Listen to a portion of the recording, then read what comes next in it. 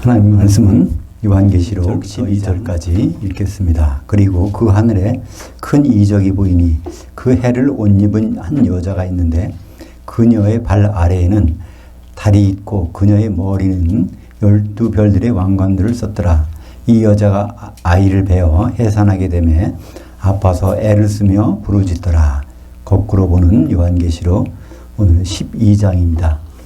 12장이면 거의 중간쯤에 왔는데요. 이제 12장은 12장이지만 뒤에부터 왔기 때문에 이 여자가 누군지 대충 짐작이 되죠. 성경에서 마지막에 나오는 여자가 누굴까? 물론 이 여자를 여러 가지로 다른 방법으로 해석하기도 합니다. 근데 요한계시록에서 가장 자연스럽게 볼 수 있는 법은 이 여자를 교회라고 보는 것이죠. 그래서 그 해는 누구일까요? 그러면 교회가 옷 입고 있는 해, 예수 그리스도. 그러니까 예수 그리스도는 사실 셋째 하늘에 올라가셨잖아요. 그러니까 내 이름으로 보내실 그분, 그러니까 성령이라고 볼 수도 있습니다. 예수님이며 나와 똑같은 보혜사를 보내줄 텐데, 그래서 그분을 나타내기도 합니다. 그래서 그녀의 발 아래에는 달이 있다고 그랬어요. 근데 우리는 상식적으로 알 수 있죠. 해와 달의 관계를 알 수 있습니다. 그리고 교회는 어디에 서 있을까요? 에베소서 2장 20절에 보면 에베소 교회에 대해서 그러는 거예요. 너희는 사도들 곧 선지자들의 기초석 위에 세우심을 입은 자들이라. 그러니까 사도들의 위에 서 있으니까 오늘 보니까 달 위에 서 있다고 그랬어요. 그러니까 달은 바로 사도들을 의미하고 있습니다. 달은 사실 햇빛만을 반사합니다. 다른 빛을 반사를 안 해요. 그러니까 사도들은 예수님의 생각들만을 반사합니다. 왜냐하면 사도라는 뜻은 조각을 내서 설치했다는 뜻이죠. 예수님이 12조각을 내서 그걸 설치한 것이 바로 사도들이고 마태복음 16장 18절에는 그게 반석입니다. 그죠? 베드로 보고 너는 반석 조각이니까 나는 반석에다 교회를 세우겠다. 그러니까 12사도를 다 모은 곳에 거기에 서 있는 여자, 교회를 나타내고 있습니다. 그래서 로마서 13장 14절에도 바로 교회가 누군가, 우리가 누군가 설명하고 있죠. 오직 너희는 주 예수 그리스도로 옷 입고 정욕을 위하여 육신의 일을 도모하지 말라. 그러니까 너희, 로마서도 교회에 보낸 편지고 성도들에게 보낸 편지입니다. 네, 그리스도로 옷을 입고 있다고 했어요. 근데 그리스도로 옷 입은 것이 무엇일까? 구체적으로 그것은 갈라디아서 3장 27절에 보면 있습니다. 누구든지 그리스도와 합하기 위하여 세례받은 자는 그리스도로 옷 입었느니라. 그러니까 그리스도의 옷 속에 들어오는 사람들, 그러니까 교회 안에 있는 것은 바로 성령 가운데 있는 것이고, 여기서 세례는 성령 세례입니다. 물 세례는 절대로 아니에요. 왜냐하면 에베소서 4장 5절에 세례는 단 하나밖에 없다고 되어 있어요. 지금 앞으로 올 세례, 불 세례, 지옥에 던져지는 불 세례 빼놓고는 지금은 성령 세례, 물 세례는 절대로 아닙니다.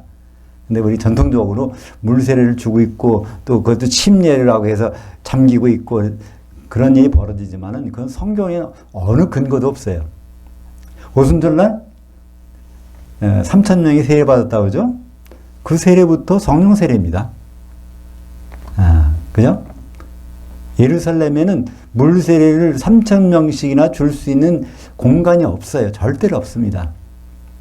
그리고 이 세례의 원래 뜻은 잠긴다는 거예요. 그러니까 유대인들은 물 세례를 준다면은 요단강 아니면은 바닷가에 가서 세례를 줄 수밖에 없었는데 예루살렘에는 그런 곳이 아무 데도 없단 말이죠.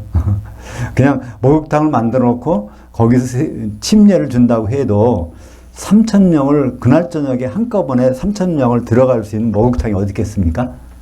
그래서 오순절날 세례는 성령 세례입니다. 그리고 성경에서 나오는 이 갈라디아서 3장 27절도 성령 세례죠. 그러니까 우리가 예수 그리스도를 어떻게 옷 입느냐, 우리들이 성도들이 그런 성령에 잠기는 것이 바로 예수 그리스도를 옷 입는 것입니다. 에베소서 5장 23절에 보면 이는 남편이 아내의 머리됨이 그리스도께서 교회의 머리됨과 같으니 그가 바로 몸의 구주시니라. 여기 머리는 12별들의 왕관을 썼다고 해서 이 여자가 그런 별이라는 건 천사를 나타내기도 합니다. 근데 이 머리라는 것은 다시 말해서 바로 예수님을 의미하죠. 그죠? 그러니까 결국은 예수 그리스도를 옷 입고 예수 그리스도가 머리가 되고 한 이런 사도들의 기초석에 서 있는 이 여자가 여기 등장합니다. 근데 이 여자가 아이를 배워서 해산을 하게 되면 아파서 애를 쓰며 부르짖더라. 그래서 요한계시록에 보면요 7개 교회가 있습니다. 아시아 7개 교회. 거기다 보낸 편지예요. 근데 이 여자는 한 교회란 말이에요. 그렇다면 이 여자를 통해서 7개 교회가 나와서 그들이 다시 한 여자로 만들어지면 결혼식에 들어가는 거라는 것을 오늘 12장의 말씀을 통해서 알 수 있습니다. 그러니까 이 여자가 사내 아이를 낳고 그 다음도 애를 낳아요. 마지막에 보면 남은 자손, 이 여자의 남은 자손이 이제 환란을 대기하고 있는 장면이 나옵니다. 그러니까 이 전체 이 여자가 낳는 아이는 여기에서 7이죠. 그래서 7개 교회를 의미하고 있습니다. 근데 여기 보니까 이 여자가 애를 베어 해산하게 되는데 애를 쓰며 부르짖더라. 이게 뭐가 비슷합니까? 창세기에 나오는 그 선악과 사건 이후에 그 하와에게 하나님이 이 사명을 주시죠. 그 사명 중에 있는 것이 창세기 3장 16절 또 그가 그 여자에게 이르시되 내가 내 수고와 잉태를 크게 증대하게 하리니 많은 사람들을 교회로 이제 데려오게 된다는 것이죠. 내가 수고 중에 자녀들을 낳을 것이며 그러면 하나님의 자녀들은 누구겠습니까? 영으로 거듭난 자들이죠. 그 다음에 그들은 한꺼번에 자녀들이 예수님을 만나지 못해요. 그죠? 너는 네 남편을 사모하고 이제 그래서 남편을 만나려면은 이게 신부될 준비가 돼야 되잖아요. 그래서 그 하나님의 자녀들이 이제 한 몸이 되는 성령 안에서 그렇게 되면은 메시아가 남편이 오신다는 거예요. 남편이 와서 메시아적 통치를 주시겠다는 것이죠. 그러니까 창세기 3장 16절과 오늘 내용이 일맥상통합니다. 3절과 4절 중반을 보겠습니다. 그 하늘에 또 다른 이적이 보이니 보라 한 큰 붉은 용이 있어 머리가 7이요 뿔이 10이라. 그 여러 머리들에 7 왕관들이 있는데 그 꼬리가 하늘의 별들의 3분의 1을 끌어다가 땅에 던지더라. 그러니까 이것도 쉽게 땅이라는 것은 교회라고 생각할 수 있어요. 그죠? 요한계시록 일관성 있게 땅은 교회를 땅으로 설명합니다. 1장 그 5절 6절에 그게 나오죠. 땅의 왕들의 머리가 되신 예수. 근데 그 교회는 예수님은 교회의 머리시니까 그러니까 결국은 땅이 교회로 되게 됩니다. 근데 우리가 13장부터 봤어요. 거기에도 머리가 7이고 12왕관 승인 나와서 똑같이 오늘은 이 용이 그걸 했단 말이에요. 근데 13장에는 이게 짐승이 바다에서 올라오는 짐승이 그렇죠? 모습 보니까 똑같잖아요. 13장 1절에 내가 보니 바다에 산 짐승이 올라오는데 뿔이 10이요 머리들이 7이라. 그 뿔들에는 10 왕관들이 있고 그 머리들에는 신성모독하는 이름들이 있더라. 그러니까 그 용이 자기가 직접 정체를 안 나타내요. 그 어떤 사람, 결국 바다에서 올라오는 사람에게 들어가서 거기에서 이제 귀신 들어가게 해서 그 모습을 그대로 행사하는 거죠. 그죠? 그러니까 우리는 사람과 사람을 대하면서 그 사람이 그러는 줄 알아. 그러니까 우리는 오해한단 말이에요. 저 사람이 나한테 섭섭하게 하지. 왜 그럴까? 근데 성경을 보면요. 그렇지 않다는 거예요. 거기 배후에서 움직이는 게 있어요. 마귀는 결국 그 정체를 자기가 드러내서 하지 않습니다. 사람 속에서 움직이게 되죠. 일단 공통적인 것이 뭐죠? 7머리 가지고 있다는 거예요. 그죠? 7머리는 뭐라고 했습니까? 요한계시록 7장 9절에 보면 일곱 머리는 일곱 산들인데 일곱 왕들이라. 그러니까 왕조가 일곱 개가 있다는 것입니다. 그러니까 일곱 개의 제국들이 있었다는 거예요.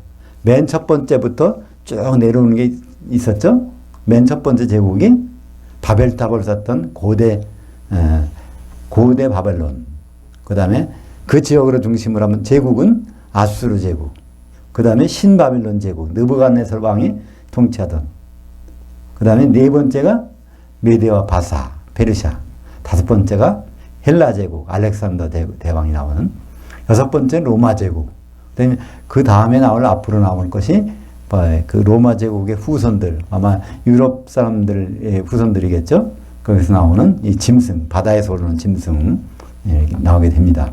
그래서, 큰 용이 마귀죠. 사탄이죠. 그 짐승이나 그 계통은 똑같다는 겁니다. 결국 무슨 계통이죠? 부스의 아들 리므로스에 들어갔던 그 귀신을 조종하는 것은 사탄이었고, 그죠? 또, 결국은 이제 여기서, 이 짐승 속에 들어가서 활동하는 것도 바로 그 용의 지배를 받는 것이죠. 그러니까 여기에 별들의 3분의 1, 그러니까 천사들의 3분의 1을 어디다 뒀다고요? 땅에다가. 그러니까 땅인 교회니까. 그럼 교회 안에 어떻게 귀신들이 우글우글 하겠죠. 그러니까 사실 귀신들이 우글우글 하다는 것이 어디 있습니까? 요한계시록 18장 2절에 있잖아요. 큰 성 바벨론, 음녀 교회. 그러니까 주님을 사랑하지 않고 세상을 사랑하는 교회, 거기 보면 귀신들이 우글우글해요. 그래서 한번 다시 볼까요? 요한계시록 18장 2절. 힘차는 음성으로 외쳐 이르되 타락했도다 타락했도다. 큰 성 바벨론이여 귀신들의 처소와 각종 더러운 영들의 감옥과 각종 더럽고 가증한 새들의 감옥이 되었도다. 근데 우리말 번역은 모이는 곳이라 하는데 귀신들이 모이는 곳이 아니에요.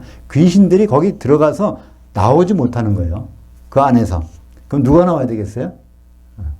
내 백성아 거기서 나와라. 그들이 받을 벌 같이 받라. 그러니까 마지막 때 교회에는 귀신이 소굴되기 때문에 거기서 나오라는 거예요. 그를 통해서 하나님은 자기의 신부를 준비하시는 것을 볼 수 있습니다. 4절 후반절부터 5절까지 보겠습니다. 그 용이 해산하려는 그 여자 앞에서 그녀가 해산하면 그 아이를 삼키고자 하더니 그 여자가 아들을 낳은 이는 장차 철장으로 만국을 다스릴 남자라. 그 아이를 하나님 앞과 보좌 앞으로 올라가더라. 그러니까 첫 아들을 낳았어요. 이 아들을 낳았는데 용이 그 아들을 이제 삼키고자 하는데 하나님은 내버려 두지 않죠. 그 여자는 어떤 일을 한다고 장차라고 했어요. 장차라는 것은 이제 천년왕국 그 뒤까지 이어지는 거죠. 철장으로 만국을 다스릴 남자. 철장이라는 것은 쇠지팡이라는 거예요. 그러니까 왕들이 지팡이를 가지고 통치하는 거잖아요. 그걸 이제 이 사내 아이가 그렇게 하겠다는 겁니다. 근데 원래는 철장을 가지고 통치하는 분 누구예요? 예수님이잖아요. 근데 예수님만 그럴까요? 바로 이기는 자가 똑같이 그렇게 한다는 말씀이 어디 있죠? 요한계시록 2장 26절 볼까요? 이기는 자, 곧 끝까지 내 일들을 지키는 자에게는 만국을 다스리는 권세를 주리니 그가 철장을 가지고 그들을 다스려 질그릇 깨뜨리는 것 같이 하리라. 나도 내 아버지께 받은 것이 그러하니라. 그러니까 예수는 물론이고 이 이기는 자들 같이 통치한다는 거예요. 그죠? 그래서 이기는 자는 통치하는 그런 권세를 주는 것이죠. 근데 여기에서 그 아이는 사탄이 어떻게 해보려고 하는데 손을 댈 수가 없어. 이게 무슨 교회일까요? 빌라델피아 교회. 그것이 3장에 나옵니다. 3장 10절에 볼까요? 내가 나의 인내의 말씀을 지켰은즉 내가 또한 너를 지켜 시험에 1시간을 면하게 하리니 이는 장차 온 세상에 임하여 땅에 거하는 자들을 시험할 1시간이라. 1시간 동안의 환난, 7년 환난, 이거를 면제받는 교회가 빌라델피아 교회죠. 그죠? 전 3년반에는 인을 맞아서 해를 못 받게 하고, 후 3년반 되니까 14장에 보면 이 14만 4천이 셋째 하늘에 올라가서 그 어린 양과 같이 있잖아요. 그러니까 어린 양과 같이 있는 데는 셋째 하늘이니까. 그러니까 전혀 해를 받지 않습니다. 그래서 1시간에 시험, 환란 이걸 받지 않는 것. 1시간은 어디 7년이라는 건 어디 나오죠? 요한계시록 17장 12절에 짐승이 1시간 동안 활동을 하게 되는데 그 짐승 활동하는 기간은 7년 기간이니까 거기엔 1시간이 7년이라는 것을 알 수 있습니다. 6절을 보겠습니다. 그 여자가 광야로 도망하며 거기서 1260일을 그녀를 양육하기 위하여 하나님께서 예비한 곳이 있더라. 그래서 그 여자, 교회, 결국 성도들이죠. 성도가 광야에 가서 1260일을 양육받는다는 거예요.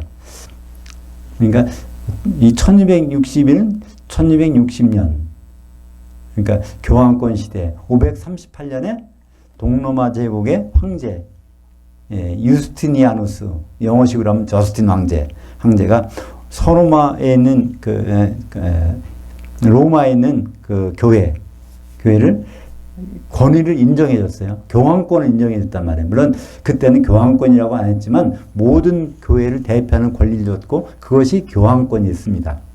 그래서 그들의 교황이 마지막까지 나온 것이 나폴레옹 부하가 그 마지막 교황 피우스 6세를 바티칸에서 잡아다가 프랑스로 데려갈 때 그게 1798년. 그러니까 1798 빼기 538, 1260년. 그 기간 동안은 교황권 시대이기 때문에 라틴어 성경밖에는 읽을 수가 없어요. 라틴어 자체도 읽을 사람이 없지만, 그러니까 이거 하나님 말씀으로 양육받을 사람, 그거를 두 증인을 통해서 하나님이 하시는 장면이 기록되고 있습니다. 요한계시록 11장 3절에 그 내용이 있습니다. 내가 나의 두 증인들에게 권세를 주리니 그들이 굵은 베옷을 입고 1260일을 예언하리라.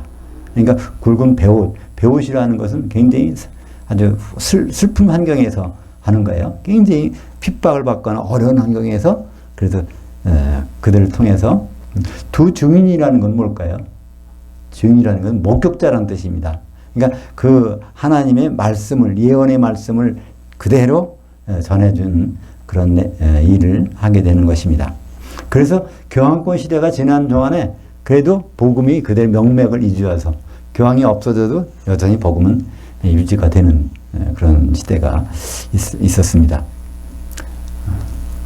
이제 7절에 하늘에 전쟁이 있으니 미가엘과 그의 천사들이 그의 영과 더불어 싸울세. 영과 그의 천사들도 싸우나 이기지 못하여 다시 그 하늘에서 그들이 있을 곳을 얻지 못한지라. 큰 용이 내어 쫓기니 옛뱀 곧 마귀로도 하고 사탄이라고도 하며 온 천하를 꿰는 자라. 그가 땅으로 내어 쫓기니 그의 천사들도 그와 함께 내어 쫓기니라. 여기에서 굉장히 중요한 비밀이 이제 폭로되는 거예요. 그 에덴 동산에서는 사탄이 과연 뱀이 누구냐 하는 것에 대해서 정확히 말할 수 있는 근거가 없어요. 성경 어디에도 요한계시록 12장 9절에 오기까지는 그 뱀이 뭘까? 사탄인데 그 사탄이라는 거기 어디 써 있어? 그러면 근거가 없단 말이에요. 전혀 그 뱀이 마귀인지 사탄인지 누구인지는 몰라요. 그냥 추측만 하는 뿐이지. 근데 요한계시록 12장 9절에 와서 여기 나오잖아요. 옛 뱀, 그 뱀이 바로 마귀고 사탄이고 그것이 미혹하는 자라. 그 말이 이제 여기 12장 9절에 나옵니다. 그렇게 된 계기가 하늘에서 욥기에 보면 하늘에 그 사탄이 있잖아요. 그죠? 근데 전쟁이 일어나서 그러니까 미가엘하고 용하고 사탄하고 싸우는 거예요. 그래서 거기서 그 쫓겨나는 거죠. 근데 이 미가엘이 누굴까요? 유다서 1장 9절에 보면 천사장, 미가엘은 천사장이라는 거예요. 천사의 우두머리. 천사 중에서 제일 높은 우두머리. 천사장이 몇 명이 있을까요? 한 명밖에 없습니다. 천사의 우두머리는 하나밖에 없어요. 그래서 이 천사의 우두머리.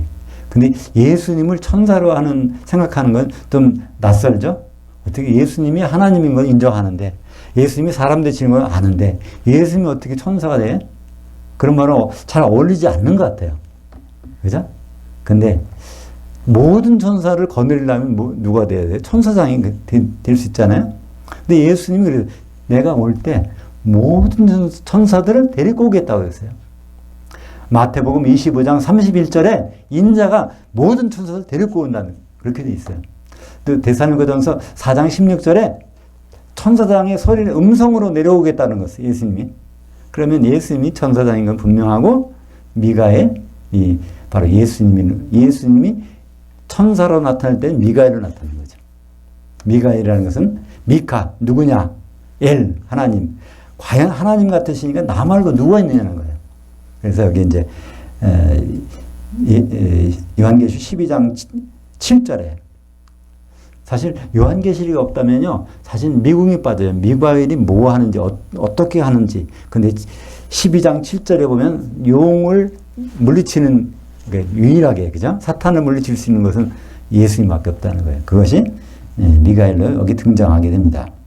데살로니가전서 4장 16절 한번 보죠. 주께서 호령과 천사장의 음성과 하나님의 나팔 소리로 친히 하늘로부터 강림하시리니. 그 주님이 여기 신분을 세 가지로 나와요.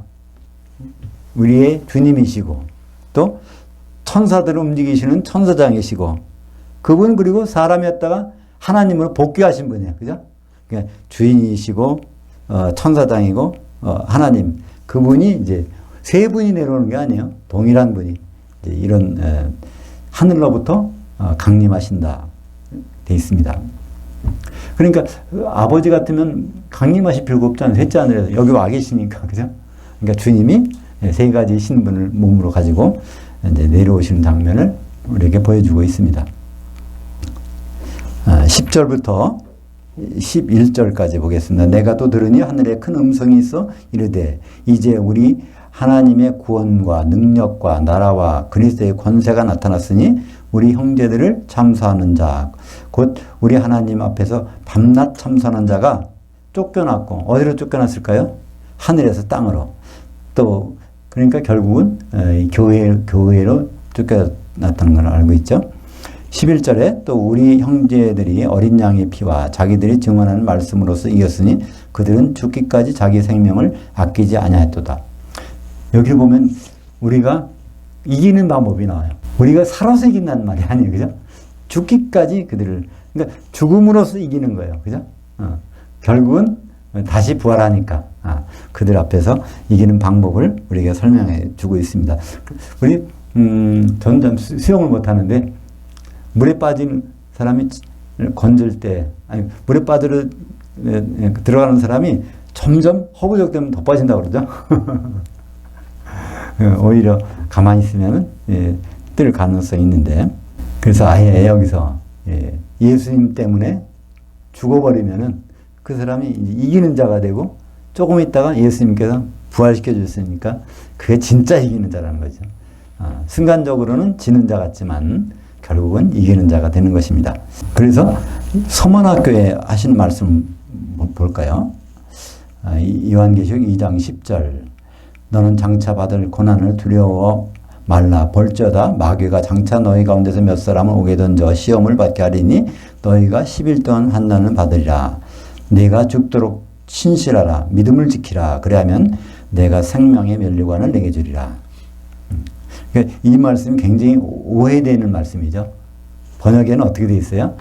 내가 죽도록 충성하라. 그러면 생명의 면류관을 내게 주리라. 그러니까 살아서 충성하라고 이렇게 우리는 알고 있어요. 열심히 목숨을 가지고 있는 동안에 이 세상 사는 동안에 그 주님께 충성해야 된다. 근데 여기 그게 아니에요. 이제 곧 죽을 텐데 죽는 순간까지 믿음을 지키라는 거예요. 너무나 우리는 엉뚱하게 알고 있는데 이 말씀이 너무나 많이 적용이 돼요. 사실 저도 목사 안수 받을 때 안수패가 여기 있는데 거기에도 이 말씀이 있어요. 내가 죽도록 충성하라. 그러면 생명의 면류관을 내게 주리라. 그것은 순교할 때라도 믿음만 꼭 붙잡고 있으라는 거예요. 서문학교에게 주신 말씀입니다. 요한계시록 14장 13절에 또 내가 들으니 하늘에서 음성이 나서 이르되 기록하라 지금 이로 주 안에서 죽는 자들은 복이 있도다. 사는 자가 복이 있는 게 아니라 주 안에서 죽는 자들의 복이 있다는 거예요. 하심에 그 영이 이르시되 그러하다 그들이 수고를 그치고 중간에 쉬리니 아나파우어라는 하프타임을 주시겠다는 거예요. 하프타임을 주시겠다는 것은 결국 후반전에 있다는 거고 그 행한 일들 때문에 후반전 우리가 어떻게 지낼 것인지를 행한 그런 일들이 따른다고 되어 있습니다. 그러니까 우리가 후반전을 아는 사람들은 죽음이 남들보다 굉장히 그 무게감이 떨어져요. 그죠? 그 죽음 다음에 있을 것이 더 그러니까 중요한 것이니까. 그러니까 우리가 여유 있게 맞이할 수 있는 그 모든 일들을 우리는 다시 한번 여유 있게 맞을 수가 있을 것입니다. 이게 삶이 하나님의 축복이 이 세상이 끝나는 것이라면 안달복달할 거잖아요. 죽는 시간이 점점 가까울수록 그러나 그렇지 않은 것을 성경은 우리에게 말씀해 주고 있습니다. 12장 12절은 성경 원전을 통해서만 확인될 수 있는 내용입니다. 이게 하늘들이라는 말씀이 나와요. 물론 어떤 영어 성경에는 헤븐스라고 되어 있어요. 근데 헤븐스라고 하면 그게 하늘이 두 개인지 세 개인지 네 개인지 그런 걸 모르잖아요. 사실 유대인들은요, 하늘이 몇 개 있다고 생각합니까? 우리 동양권에서는 하늘이 9개 있다고 그래요. 그죠? 그래서 죽으면은 그 사람 혼백이 9천을 떠돌아다닌다고 하는 거예요. 그죠? 왜 9천입니까? 동서남북, 그 다음에 남동, 북동, 남서, 북서. 그러니까 사방이 있잖아요. 그러니까 사방 8방 있고 그 위에 하나가 있고, 그러니까 그 모든 하늘을 9개 하늘이 있어서 가지고 거기 혼백이 떠돌아다닌다고 그래요. 그건 동양 사상은 대부분 그렇다고 그래요. 근데 서양 어떨까요? 거기는 굉장히 99개라 하는 경우도 있고 영지주의자들은 그 하늘이 굉장히 많다고 자기가 생각해요. 그러나 유대인들은 몇 개라고 그래요? 그들은 7개. 거기일 겁니다. 왜 그럴까요? 그들은 성경에 보면 열왕기상에 또 느헤미야서에 그런 부분이 있어요. 하늘들이라도 하나님이 계실 수 없는데, 그러니까 하늘들과 하늘들의 하늘이라는 게 6개의 하늘에도 하나님은 계실 수가 없는데 그 높은 7번째 하늘에 계신 분인데 어떻게 솔로몬 지은 성전에서 계시겠느냐, 이제 그 기도가 나와요. 하늘들과 하늘들의 그 하늘이라도. 그러니까 그래서 유대인들은 7개라고 생각하고 있습니다. 한번 유대인 만나면 물어보세요. 그들은 아주 지금도 7개라고 생각하고 있으니까. 그러나 그것은 성경적이 아닙니다. 그죠? 성경에서는 하늘이 3개 있습니다. 그래서 하늘들이라는 것은 항상 쌍수예요. 헬라만 해도 쌍수한 개념이 없어요. 그냥 복수, 단수지. 근데 히브리어에는 쌍수라는 개념이 있습니다. 단수, 복수가 있지만 쌍수가 있어요. 쌍수라는 얘기는 2개를 나타낼 때. 그러니까 그래서 하늘들은 반드시 쌍수입니다. 그렇죠? 또 쌍수로서 히브리 말 중에 우리가 알고 있는 말이 있어요. 마임. 그게 뭐죠? 물. 원래 물들이라는 거예요. 물. 성경에 보면 창세기 1장부터 물이 나오는데 그거를 다 마임 그래요. 그게 원래는 단수는 맴이라고 하는 건데 그 맴이란 말은 아예 없어요. 단어가. 마임밖에 없어요. 쌍수. 왜 그럴까요? 보이는 물과 안 보이는 물이 있으니까. 그죠? 물 보이잖아요, 이거. 얼음도 보여. 근데 안 보이는 물이 있어. 그죠? 수증기가 되면 안 보이잖아요.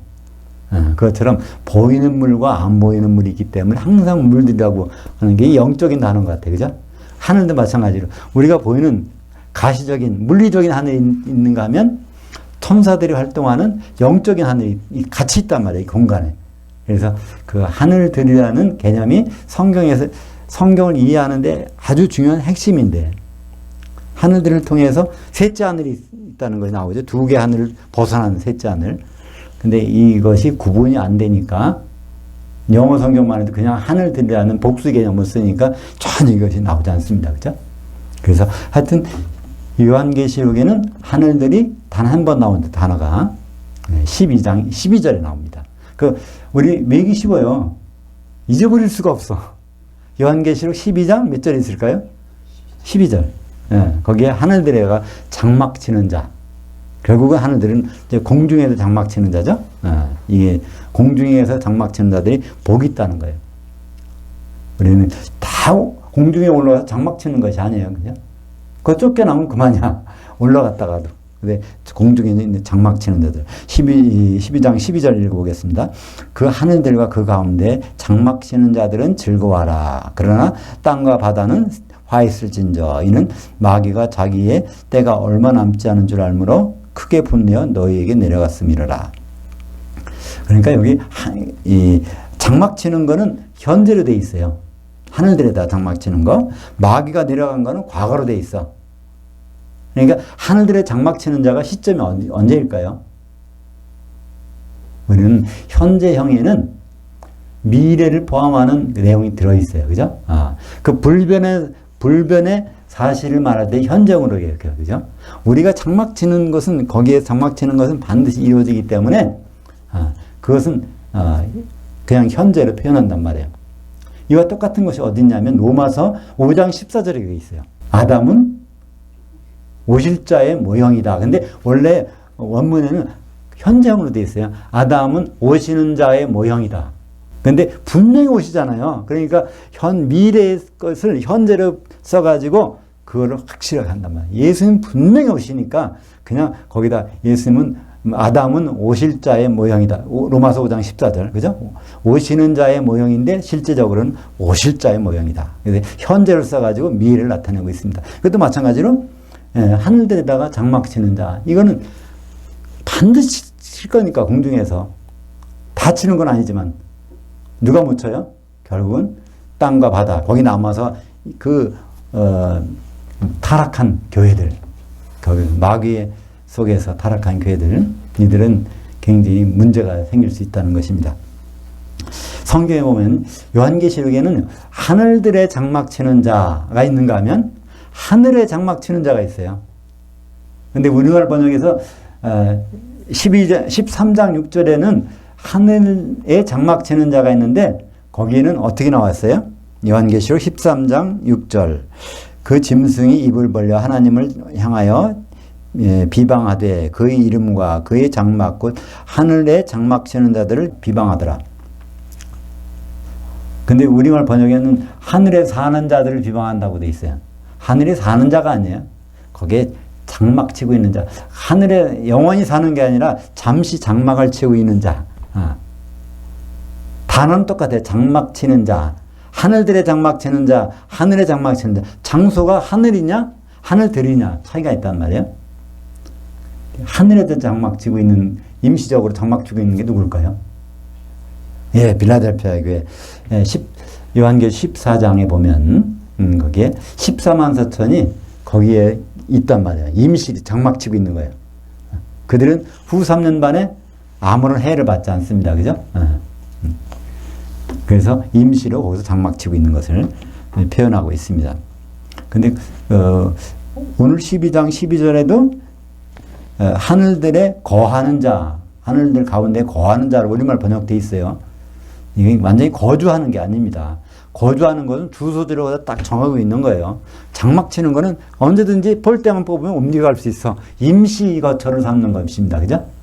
우리가 공중에서 임시 거기 모였다가 결국은 기초석이 있는 건물, 예루살렘에 그걸 하는 거잖아요. 그죠? 그게 완성될 때까지 있는 거지. 그죠? 그러니까 기초석이 있느냐 없느냐가 장막이냐 아니냐를 구분합니다. 그죠? 그래서 히브리서 11장에 아담은 기초석이 있는 그걸 바라봤기 때문에 살 때 텐트 치고 살았다는 거예요. 항상. 돈이 있어도, 돈이 없어서 집을 장만하는 게 아니라 그 하나님이 예비하신 기초석에 있는 것, 그 성을 바라보고 장막을 치고 살았다. 아담도 그랬고, 이삭도 그랬고, 야곱도 그랬고, 그 사람들을 믿음을 거기 소개하고 있습니다. 그러니까 그들이 장막 치고 살았다는 것이 그 믿음이에요. 원래 기초석에 있는 집을 하나님이 준비할 걸 믿고 그래서 히브리서 11장 마지막에 나오죠. 그죠? 우리가 아니면, 우리 성도들이 아니면 저들이 이루질 못한다는 거예요. 우리가 새 예루살렘 기초석이 있는 것을 딱 형성하지 않으면 그들이 들어올 수가 없다는 거예요. 그 히브리서 11장 마지막 절은 아주 그 말씀으로 마무리를 합니다. 요한계시록 7장 14절 하반절부터 15절까지 한번 읽겠습니다. 이는 큰 환난에서 나오는 자들인데 어린 양의 피에 그 옷을 씻어 희게 하였느니라. 그러므로 그들이 하나님의 보호자 앞에 있고 그의 성전에서 밤낮 하나님을 섬기며 보호자에 앉으시니가 그들 위에 장막을 치시리니. 이건 언제 것이냐면 7장에 보면 전반부는 이제 14만 4천이 인맞아서 전 3년반의 일이에요. 그 다음에 그 다음 전반부 뒤에 나오는 장면은 후 3년이 끝난 다음에 흰 옷을 입은 셀 수 없는 무리가 나와. 그건 7년 환란이 끝나고 나오는 그들의 모습을 이기는 자들이죠. 그들이 누구냐고 요한이 물어보니까 거기서 대답해 주는 거예요. 큰 환란에서 나오는 자들인데 그 이긴 자들이라는 거예요. 그래서 그들 위해 장막을 하나님이 치신다는 거예요. 그러니까 예수님이 재림하셔서는 사실 장막을 치세요. 천년왕국이 딱 되면 거기 건축물이 나와. 새 예루살렘. 13절부터 14절까지 보겠습니다. 그 용이 자기가 땅에 내쫓긴 것을 보고 남자를 낳은 여자를 박해하는지라 그 여자가 큰 독수리의 두 날개를 받아 광야 자기 곳으로 날아가 거기서 그 뱀이 낯을 피하여 한 때와 두 때와 반 때를 양육받으매. 그러니까 13절에 그 용이 누굴 박해해요? 그 여자를 박해하는 거예요. 그러니까 지금 여자의 뱃속엔 몇 명 있을까요? 여섯 교회가 있고 심지어는 이것이 이제 나오는 상태예요. 근데 첫째 빌라델피아 교회는 아예 자들이 건드릴 수가 없어. 그러니까 이 6개 교회를 가지고 이제 박해하는 장면이 나옵니다. 그러니까 그것이 전 3년 반에 그들을 박해하겠죠. 6개 교회를. 근데 그 여자가 이게 6개 교회를 이제 포함하는 큰 독수리의 두 날개를 받아 광야 자기 곳으로 날아가서 그 뱀의 낯을 피하여 한 때와 두 때와 한 때를 양육받으매. 그 6교회 중에서 누가 두 날개 누굴까요? 두 중인 교회입니다. 큰 독수리는 누굴까요? 예수님. 그죠? 예수님이, 요한계시록에도 보호자에 네 생물이 있는데 그 중에 하나가 독수리란 말이에요. 예수님 모습이에요, 그게. 거기 송아지가 될 수도 있고, 또는 사람 될 수도 있고, 또는, 사자가 될 수도 있고. 그죠? 네 생물들이 보호자에 둘러싸여 있다는 얘기는 거기에 보호자에 앉으신 예수님의 네 모습을 설명하고 있는 거예요. 그것은 바로 사복음서도 그런 내용이죠. 예. 그 마태복음은 사자의 복음, 왕의 복음이라고 하고, 마가복음은 송아지 복음, 항상 일만 하는. 그래서 하여튼 마가복음은 계속 일만 하는 거야. 그 족보도 없어요. 마가복음은 계속 일만 하는 거야. 예수님이 거기서. 누가복음은 인자의 복음. 그러니까 사람으로서의 모든 사람의 성품, 생각 것들이 잘 표현되어 있어요. 요한복음은 독수리 복음이라고 하죠. 바로 하늘의 내용들을 보여주는 복음. 여기에 독수리도 예수님을 설명하고 있습니다. 그러니까 두 주인교회를 여기 두 날개라고 거기에 품어서 그들을 보호해주는 거예요. 양육해주는 거예요. 두 날개. 그러니까 그들이 예언의 말씀으로 그들을 양육하는 것입니다. 그러니까 6개 교회 중에서 두 교회가 4교회를 향해서 그들을 양육하는 것이죠. 그것이 한때, 두때, 반때. 그러니까 이제 전 3년 반에 1260년이라는 교황권 시대 말고 그 이후에 어떻게 변하냐면 용이 어디로 떨어지는데 땅에 떨어진대. 교회를 점령한 때부터 이거는 7년 환란 기간 동안 전 3년 반에 그들을 양육하는. 그래서 그 두 증인이 교황권 시대에도 1260일 동안 예언하고 또 이 한때 두때 반때도 증언하는 장면이 나와요. 그것이 요한계시록 11장에 나와요. 그래서 11장 먼저 7절 볼까요? 맨 밑에. 그들이 증언을 마칠 때 두 증인을 얘기하는 겁니다. 무적행위로부터 올라오는 짐승이 그들과 더불어 전쟁을 일으켜 그들을 이기고 그들을 죽일 터이즈. 그래서 두 증인이 순교당하기 전까지 예수 그리스도를 증언하는 장면이 우리 이제 11장에서 나옵니다. 근데 여기서 한번 오늘 독수리, 큰 독수리가 나오는데 이 독수리가 무엇인지를 누가복음에서 미리 설명해 줬어요. 한번 그걸 읽어볼까요? 누가복음 17장 30절, 34절, 35절, 37절을 읽겠습니다. 중간에 36절은 없음 이렇게 있기 때문에 여기서 뺐어요. 인자가 나타나는 날에도 이러하리라. 내가 너에게 이르노니 그 밤에 둘이 한 자리에 누워 있음에 하나는 받아들여짐을 얻고 하나는 쫓아냄을 당할 것이요. 두 여자들이 함께 맷돌을 알고 있음에 하나는 받아들여짐을 얻고 하나는 쫓아냄을 당할 것이라. 그들이 대답하여 이르되 주여 어디 오니이까. 이르시되 그 몸이 있는 곳에 독수리들이 모이느니라. 여기에서 우리는 보통 우리 번역에는 어떻게 됐냐면 둘이 자는데 하나는 데려감을 당하고 하나는 그냥 안 데려간다는 거예요. 그러니까 공중에 올라가고 못 올라가고 그렇게 번역해 놨어요. 근데 원문에는요, 둘이 잠자리에 누워 있는데, 근데 하나는 받아들여진다는 거예요. 어디? 혼인잔치에. 하나는 거기서 쫓겨나는 거. 단어를. 이제, 공중에 다 올라가는데, 그리스도 안에서 죽은 자들은 다 올라가잖아요. 그죠? 다 올라가. 근데 거기에서 받아들여지느냐, 쫓아내지느냐, 그 차이가 나옵니다. 그리고 두 여자들이 함께 맷돌을 갈고 있으면 하나는 받아들여짐을 당하고 하나는 쫓아냄을 당할 것이니라. 그러니까 첫 번째 둘이 잠자는 거니까 다시 남성명사를 썼어요. 두 사람을. 그러니까 남자들의 경우. 두 번째는 여자들의 경우. 그러니까 남녀 관계없이 받아들이는 사람도 있고 쫓겨남을 당하는 사람도 있다는 거예요. 근데 제자들이 그 얘기를 듣고서 그런 일이 어디서 일어납니까? 그러는 거예요. 인자가 올 때 인자 앞에 만나가지고 쫓겨남을 당하고 받아들이면 당하는데 그런 일이 어디에서 일어나는 거예요? 장소가 어디냐는 거예요? 그런 일이. 그잖아요? 그들이 대답하여 이르되 주여 어디니까? 그러니까 예수님이 그 몸이 있는 곳에 독수리들이 모이느니라. 그러니까 우리말 번역에 시체라고 번역했는데요. 시체는 푸토마, 몸은 소마. 물론 이 소마가 시체로 쓰일 때도 있어요. 그러나 이 몸은 실체라는 거예요. 그죠? 그 몸이 그 부분이 나타나는 곳에는 독수리들이 모인다는 거예요. 그러니까 새끼 독수리들이 모이는 거예요. 그러니까 이 몸 여기에 모인다는 거죠. 이 푸토마라는 건 시체라는 뜻이고 여기에서는 푸토마가 아니라 바로 소마입니다. 그 몸이 모이는 곳에. 그러면 그 몸이 누구겠어요?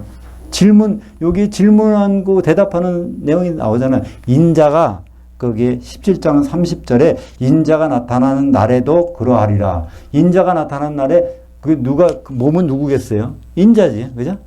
근데 거기에 독수리들이 모이니까 그 몸은 뭡니까? 큰 독수리겠죠. 당연히. 그죠? 나타나는 인자와 거기에 모이는 독수리. 우리가 사실 예수님이 형제들이잖아요. 예수님은 받아들이시고 우리는 다 형제니까. 그럼 독수리를 치면 우리도 독수리야 되죠. 같이 거기서 만나야 되니까.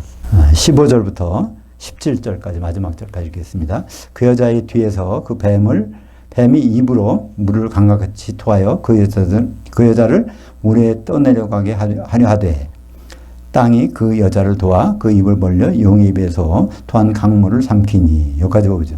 일단 그럼 그 여자가 이제 용이 이거를 핍박해서 결국은 물에 잠겨버렸어요. 그럼 뭐 죽었겠죠? 결국 두 증이 죽습니다. 다 죽지 않고 그 땅이 그들을 삼켜서 그럼 그 땅 교회에서 남는 교회가 몇 교회일까요? 4교회, 그죠? 그러니까 빌라델피아에는 아예 몰려갔고 여기서 용이 물을 탁 토해서 거기서 죽었는데 남는 교회가 생겨. 이것은 두 중인교회는 거기서 순식간에 죽어버리고 순교를 당하고 그 다음에 이제 나머지 네 교회가 여기 남는 거죠. 그래서 17절에 그 용이 그 여자에게 분노하여 돌아가서 그 여자의 남은 자손들, 그러니까 서머나 교회, 버가모 교회, 두아데라 교회, 사대 교회들을 말하는 거죠. 곧 하나님의 계명들 지키며 예수의 증거를 가진 자들, 이들이 성도들입니다. 요한계시록에서 성도라는 것은 요한계시 14장 12절에 정의가 나와 있어요. 성도란 하나님의 계명들과 예수의 그 믿음을 지키는 자들이라고 되어 있고, 여기서는 앞에 건 똑같아요. 하나님의 계명들, 뒤에 거만 예수의 증거를 가진 자들이라고 나왔습니다. 그죠? 우리가 우리 믿음으로 우리는 구원받는 게 아니에요. 그죠? 예수님이 어떤 일을 하셨지? 그럼 그거를 붙잡고 있으면 그걸 가지고 이제 믿는 성도들이 이기는 자들입니다. 더불어 싸우려고 바다 모래 위에 섰더라. 그러니까 후 3년 반에 일어날 일을 여기서 준비하고 있는 것이죠.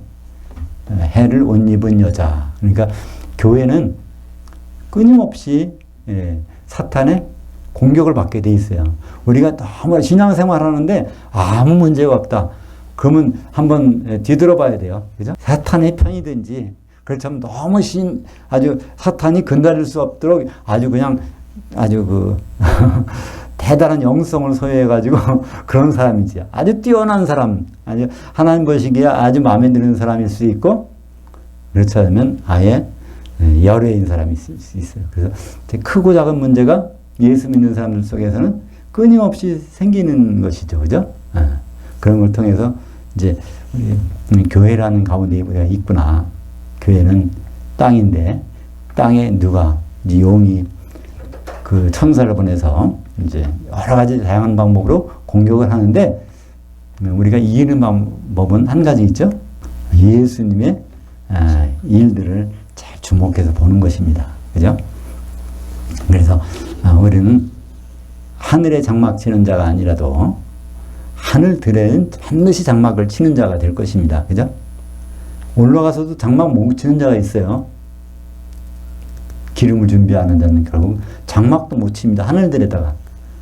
우리는 장막을 치는 자들이 되고, 그래서 1000년 후에는 새 예루살렘 성으로 빛날 것입니다. 기도하겠습니다. 하나님 아버지 감사합니다.